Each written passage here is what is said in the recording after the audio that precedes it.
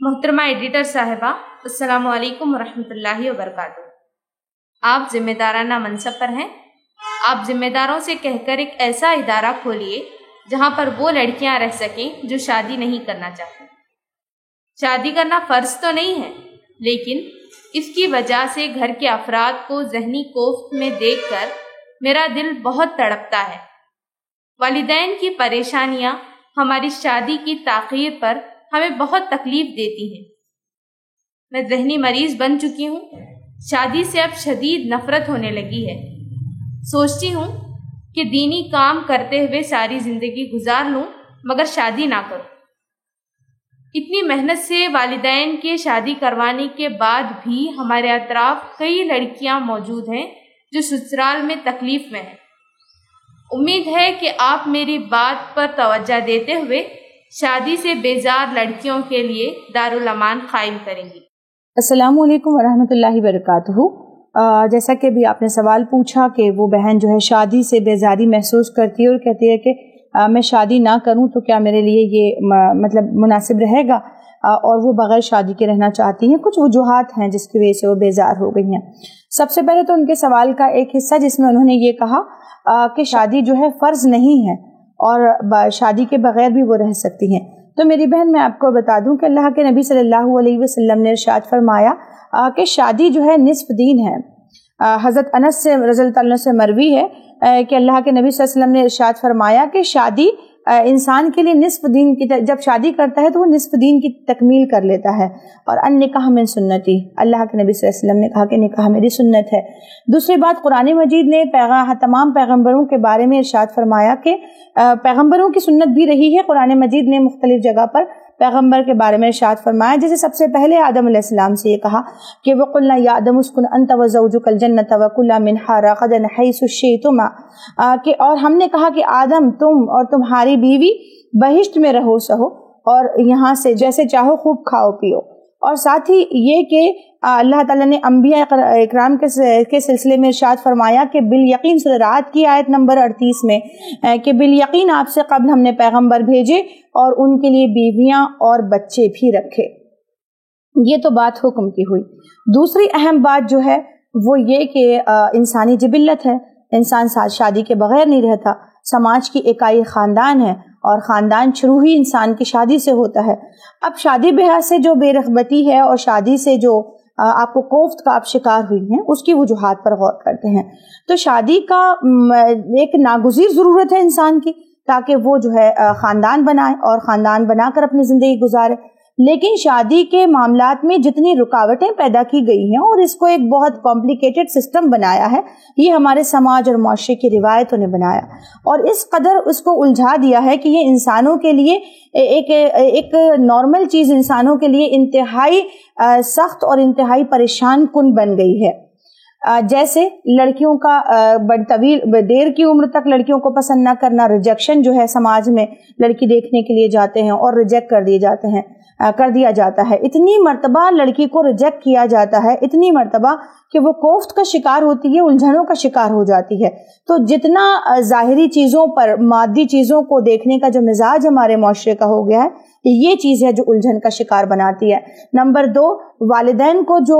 دیر سے شادی ہونے کے بعد سماج اور معاشرے کے افراد جو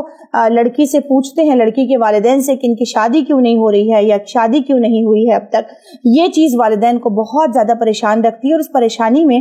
ظاہر ہے ایک نیک فطرت اور پاک دین لڑکی جو ہے وہ پریشان ہو جاتی ہے کہ اپنے والدین کی پریشانیوں کو دیکھ نہیں پاتی ہے۔ یہ آپ کی سلیم الطبعی ہے، یہ آپ کا ایک مطلب رحم دل ہونے کی علامت ہے کہ آپ اپنے والدین کو الجھن میں نہیں دیکھ پا رہی ہیں۔ تو شادی بیاہ کو جتنے سماج اور معاشرے نے جتنا زیادہ الجھا دیا ہے، جتنا مطلب اس کو الجھا کر رکھا ہوا ہے اس لحاظ سے کہ مادی ضرورتیں اس سے جوڑ دی ہیں، یہی چیزیں لڑکیوں میں بیزاری کا سبب بن رہی ہیں اور وہ یہ سمجھتی ہیں کہ شادی نہیں کرنی چاہیے۔ اسی طرح بیٹی کی پیدائش ہوتی ہے، اسی وقت سے یہ باور کروایا جاتا ہے گویا کہ اس کو بہت قیمتی سرمایہ دینا پڑے گا، اس کے رشتے کے مسائل ہے، پھر اس کے تقدیر کے مسائل ہیں۔ تو جو چیزیں انسان کے اختیار میں نہیں ہیں ان چیزوں پر انسان نے فوکس کیا اور پورے سماج کے سسٹم کو درہم برہم کیا، اور یہ چیزیں انسان کو شادی سے بیزار بنا رہی ہیں۔ دوسری اہم بات، کہ جب ایک ایسے ماحول میں ہم دیکھ رہے ہیں بے حیائی اور فحاشی کا سیلاب ہے، اس سیلاب میں جو ہماری صحبتیں ہوتی ہیں، جن کے ساتھ ہماری نشست و برخاست اٹھنا بیٹھنا ہے، یا جن لوگ سوشل میڈیا کے میں ہمارے پاس ایسے لوگ ایڈ ہیں جو رات دن بوائے فرینڈ کی ڈسکشن کر رہے ہوتے ہیں، یا شادی بیاہ کی ڈسکشن کر رہے ہوتے ہیں، یا ایسے اشعار وغیرہ کی، تو یہ چیزیں بھی ایک شریف النفس لڑکی کو اندر سے اس کی جبلی ضرورتوں کو، اس کی جو ارج ہے وہ زیادہ مطلب بولنے لگتی ہے اور وہ الجھن کا شکار ہوتی ہے، اور یہی الجھن اس کو مقصد سے ہٹا دیتی ہے۔ تو عزیز بہن، اس سلسلے میں کون سی چیز اہم ہے؟ اس سلسلے میں سب سے زیادہ اہم چیز یہ ہے کہ ہمارا اپنا رویہ یہ ہو کہ ہم شادی بیاہ کے ان معاملات کو وقت سے پہلے نہ سوچیں، اس پر وقت سے پہلے اس کے اوپر غور نہ کریں۔ اس معاملے میں صرف ان باتوں کا آپ خیال رکھیں کہ اپنے بامقصد زندگی گزاریں، اور اپنے ذہن میں یہ بات بٹھائیں کہ اللہ کسی متنفس پر اس کی مقدرت سے زیادہ بوجھ نہیں ڈالتا۔ جس دن اللہ تعالیٰ آپ کو اتنا مضبوط بنا دے گا کہ آپ شادی کے مسائل، خاندان کے مسائل اور اس کے بعد آنے والے مسائل کو بیئر کر سکتی ہیں، ان مسائل میں حصہ لے سکتی ہیں، اس دن لمحہ بھر میں وہ شادی ہو جائے گی۔ وقت سے پہلے چیزوں پر کو اوڑھ لینا، یا بہت زیادہ والدین کی طرف سے، لڑکی کے والدین کی طرف سے معیارات کو بہت بلند رکھنا اور اسی معیار کے مطابق رشتہ ڈھونڈنا، اپنے معیار کو بہت بلند رکھنا، لڑکے والوں کا بھی لڑکی والوں کا بھی، یہ چیز تکلیف پہنچاتی ہے، اور یہ چیز لڑکا اور لڑکی کو تکلیف پہنچاتی ہے۔ انتخاب بہت اسموتھ، آسان اور بہت زیادہ نیک اور شرافت کے ساتھ ہونا چاہیے، نیکی اور شرافت کو دیکھتے ہوئے ہونا چاہیے، اور ساتھ ہی اس بات پر آپ اس الجھن سے خود کو نکال دیں کہ یہ چیز آپ کے والدین کو بھی اس سلسلے میں کاؤنسلنگ کی سمجھانے کی ضرورت ہے کہ وہ جو مسئلہ جس وقت، ہر چیز کا وقت طے ہے،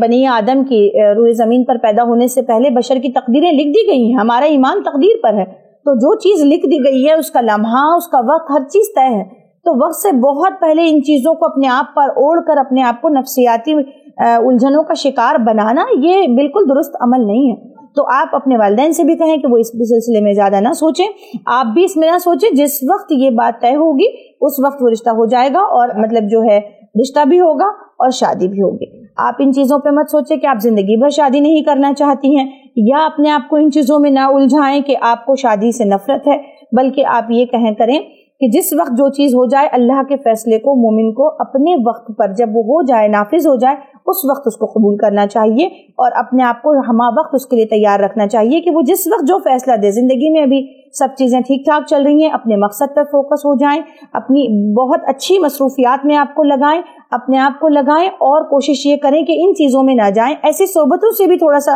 ہٹ جائیں جو انہی چیزیں اس قسم کی گفتگو کرتی ہیں۔ جس وقت رشتہ ہو جائے تو لازماً پری میرج کاؤنسلنگ کروا لیں، کیونکہ جو لڑکیاں اس طرح کی الجھنوں کا شکار ہوتی ہیں، وہ جب شادی کے بعد ان کے دماغ میں کچھ مائنڈ سیٹ ہوتا ہے رشتوں کو لے کر، لوگوں کو لے کر، تو ان الجھنوں کو دور کرنے کے لیے پری میرج کاؤنسلنگ، ایک ہیلدی ریلیشن شپ اسٹارٹ کرنے کے لیے یہ لازماً کریں۔ ہم اللہ تعالیٰ سے دعا گو ہیں کہ آپ کے معاملے کو حل فرما دے، اور ساتھ یہ کہ آپ ہادیہ ای میگزین کی معاشرتی الجھنوں کالم میں اپنے سوالات لکھ بھیجیں، انشاءاللہ ہم جواب دیتے رہیں گے۔ اللہ حافظ۔